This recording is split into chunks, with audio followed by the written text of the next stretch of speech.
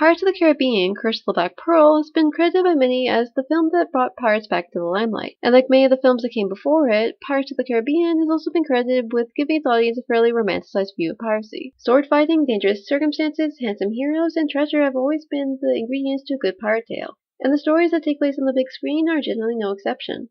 But is Pirates of the Caribbean simply the next link in this tradition, or does it give the audience a little bit more authenticity? Well, what do you say we take a look and see how much authenticity this movie tries to squeeze in? This is the history of the Pirates of the Caribbean: Curse of the Black Pearl. Sailors are often described as being a very superstitious lot. In Pirates of the Caribbean, our first dose of superstition comes courtesy of Mr. Gibbs, who, when referring to the young Elizabeth Swann, states that it is bad luck to bring a woman on board a ship, even a miniature one.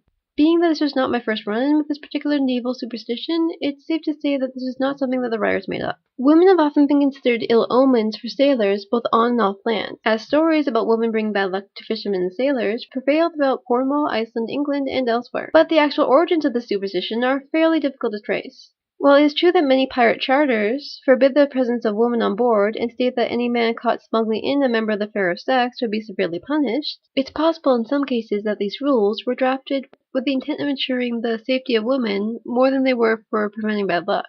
Another possible reason for the existence of such a rule would be to prevent the members of the crew from getting distracted. Though some sailors may have been wary of women and their ability to bring bad luck, these notions certainly did not detain the members of the fairer sex from braving the waves alongside the menfolk. During the 18th and 19th century, women could sometimes be seen on warships and whaling boats accompanying their husbands, while women seeking to support themselves could occasionally be drawn to the sea as a way to make money. While individuals such as Hannah Snell disguised themselves as men and took positions in the Navy or on merchant ships, women such as the infamous pirates Anne Bonny and Mary Read applied their skills to a more illicit trade. During our first shot of the infamous Jack Sparrow, we see him bow to a series of 3 skeletons strung up on what looks to be a deserted island.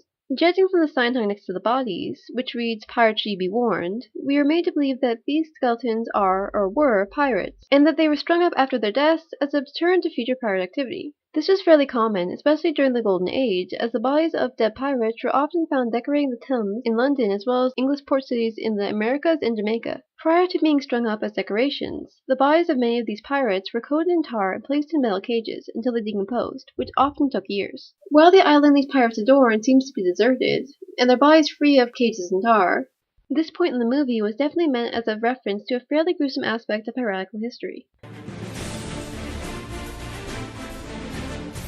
Like most of the locations in this movie, Port Royal was a functioning port during the late 17th century. Founded by the Spanish and originally dubbed Quigway, the place that was to become the capital of Jamaica started its life as a buccaneering port. Buccaneer was a term used to refer to a group of hunters on the island of Hispaniola. The term buccaneer is actually derived from the name given to the type of cooked meat that they frequently prepared, which was stuck on a stick and then roasted over a fire. While most buccaneers started out as illegal squatters on the island of Hispaniola, they eventually took to the seas, where they found work alongside the Spanish, English, and French naval forces, often at war in the area. In keeping with this tradition, after the acquisition of Jamaica by the British, the newly appointed governor, Sir Doyley, openly encouraged buccaneers to base themselves in Port Royal, believing that their presence would starve off any attempt by the Spanish to reclaim the island. As a result, Port Royal became a buccaneer haven, filled to the brim with brothels, gaming houses, taverns, and grog shops. In addition to being a hive of scum and villainy, Port Royal also held a reputation for being one of the busiest ports in the Americas, filled with merchants living in splendiferous fashion. So quick was the port's rise to glory that by the 1680s, Port Royal had an approximate population of 2,850 people, with an appearance similar to that of London or Bristol. Eventually, however, the need for buccaneers began to decline, leading to the Crown's formal abolishment of the Act in the 1680s. It would seem, however, that this change came too late, as Port Royal was hit by a massive earthquake on June 7, 1692. Though the earthquake devastated Port Royal, in the years that followed, Jamaica went through a major facelift to become the headquarters for the English Navy and anti-piracy action in the Caribbean. Not unlike Port Royal, Tortuga was, and still is, an actual place, located off the northwest edge of Hispaniola, now modern Haiti and the Dominican Republic. The island's name, Isle de la Tortuga, or Turtle Island, was derived from the island's appearance, which from the sea resembled the back of a giant turtle. Also like Port Royal, Tortuga was an on-again, off-again port for buccaneers, as the island's ownership often exchanged hands between England, France, and Spain, and the authority in charge would often invite buccaneers to stay at the island in order to starve off attacks. By the 1670s, however, Tortuga was no longer popular among buccaneers, as they tended to prefer the larger port of Petit Goâve, on the southern part of Saint Dominique, previously Hispaniola. With the signing of the Peace of Utrecht in 1713 and the subsequent end of the War of Spanish Succession, the need for buccaneers greatly diminished, and the once great buccaneering haven of Tortuga faded into obscurity.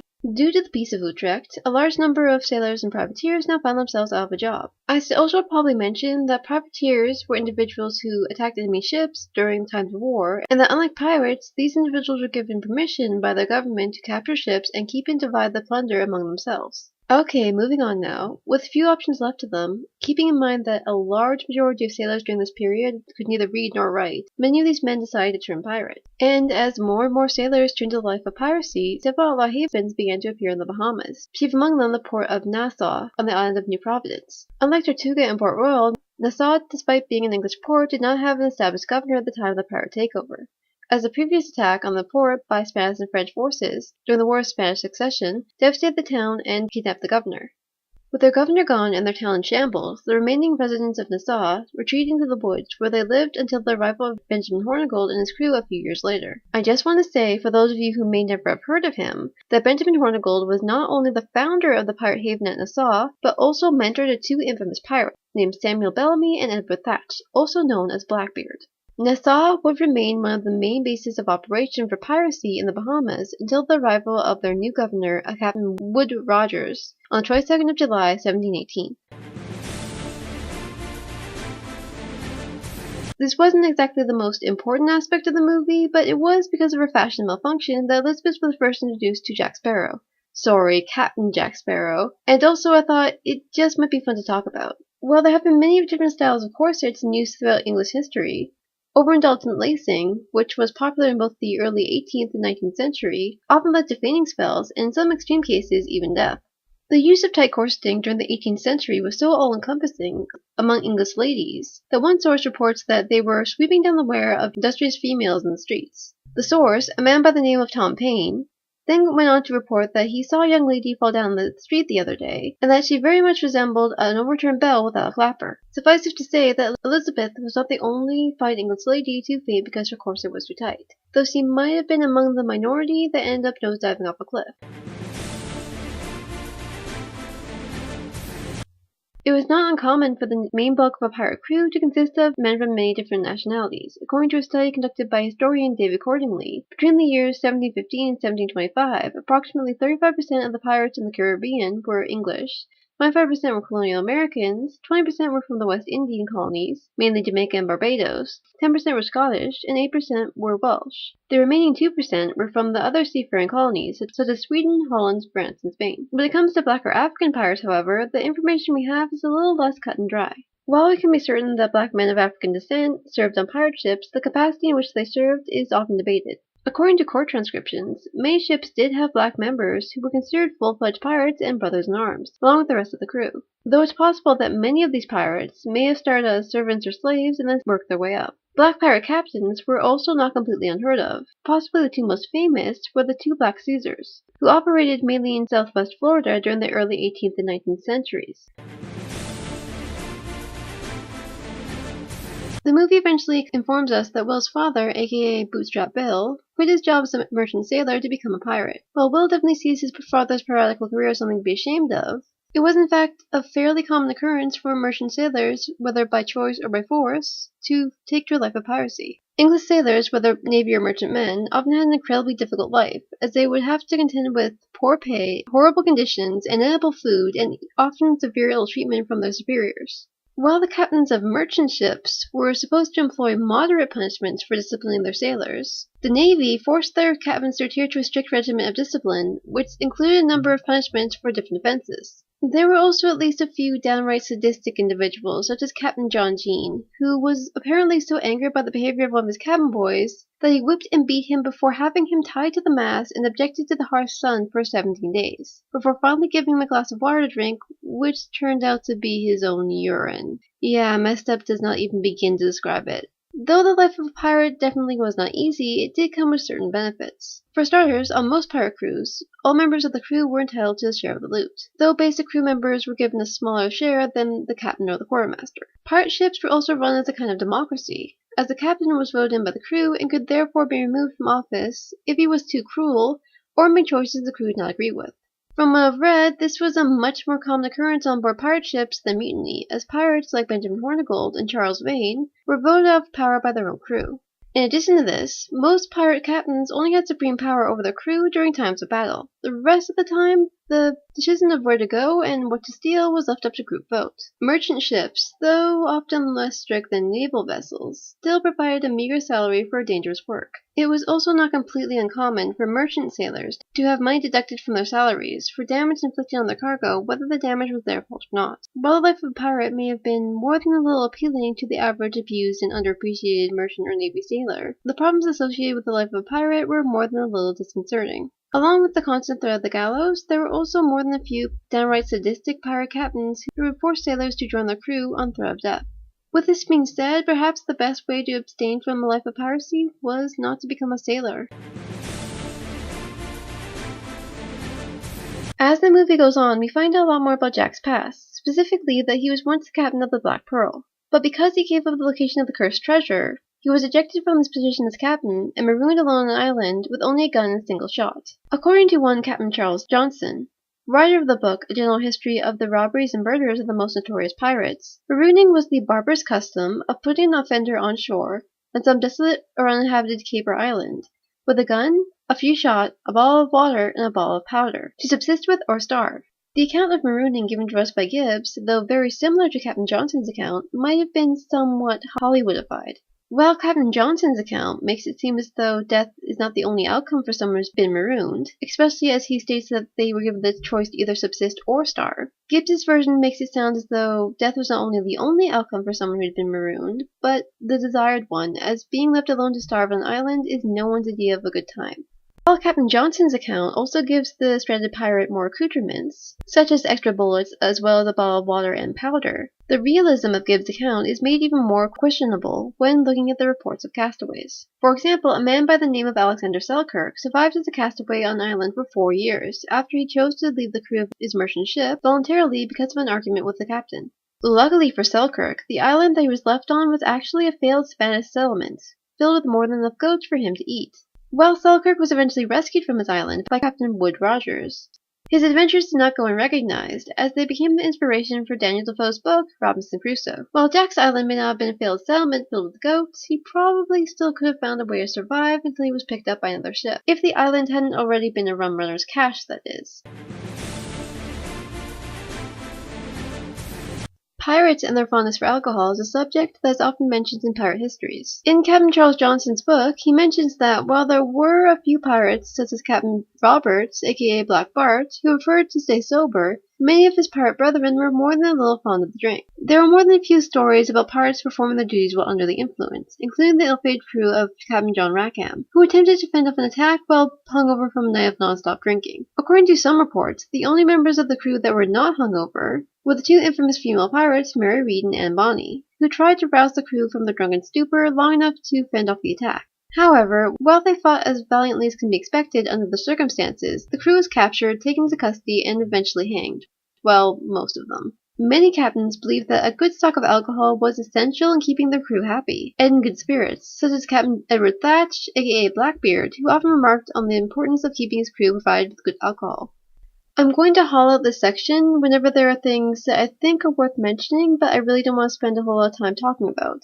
So these are mostly just going to be quick little mentions.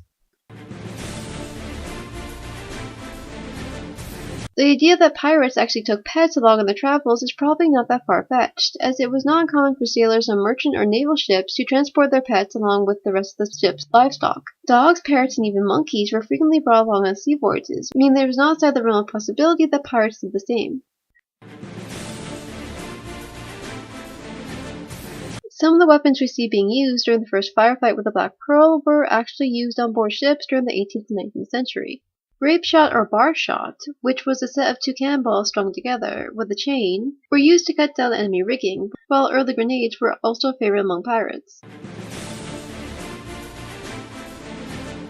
The Pirate Code, as is implied in Pirates of the Caribbean, was a list of guidelines known to all pirates that were adhered to only when each individual pirate felt that it suited their needs. In reality, however, though pirate codes definitely did exist, they were in no way considered guidelines, and were instead a list of rules drawn up by the crew.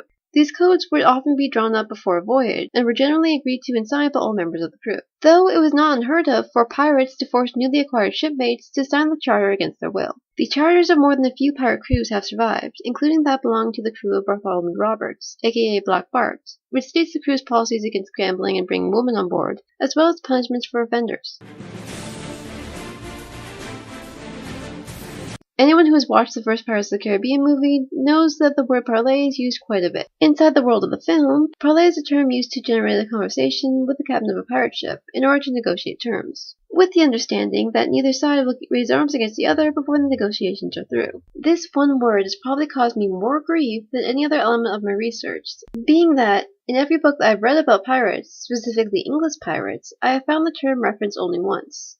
In Captain Charles Johnson's book, he uses parlay as a term to reference a meeting between two opposing factions. Also, according to Webster's dictionary, the term parlay is defined as meaning to speak to another, or more specifically, to discuss terms with an enemy. While the definition and usage of the term parlay does align fairly well with its function in the movie, from what I can gather, parlay was not a term that was used frequently among English pirates. A term that was used more frequently among pirates of the late 17th and early 18th century was quarter. Calling for quarter was the same as showing a white flag, as the ship that was calling for quarter was effectively surrendering and calling for a ceasefire. Because Captain Charles Johnson's book is considered by most to be the kind of go-to historical resource on pirates, I kind of have to infer from the data he presents that though the term parlay did exist and was used among pirates, it was not nearly as popular as the film suggests. I would also like to add that if anyone does have any more information about this term and its usage among pirates in the Caribbean during the 17th and 18th century, please leave it in the comment section. In conclusion, I actually still really like this movie. Though it is ultimately a product of Hollywood and falls victim to many of the classic pirate story cliches, it's still very entertaining and does actually have a lot of realism sandwiched in between all the other elements. While it's certain that anyone who went to see this movie was probably not expecting it to be very historically accurate, especially seeing as it was based on an amusement park ride, honestly, I think the writers did a pretty good job incorporating some of the more interesting elements of piratical history. And if nothing else, the first movie in the Pirates of the Caribbean franchise is definitely a lot more historically accurate than any of its sequels. The Caribbean is nice and all, but I think I'll be heading for Ireland next. Be seeing you.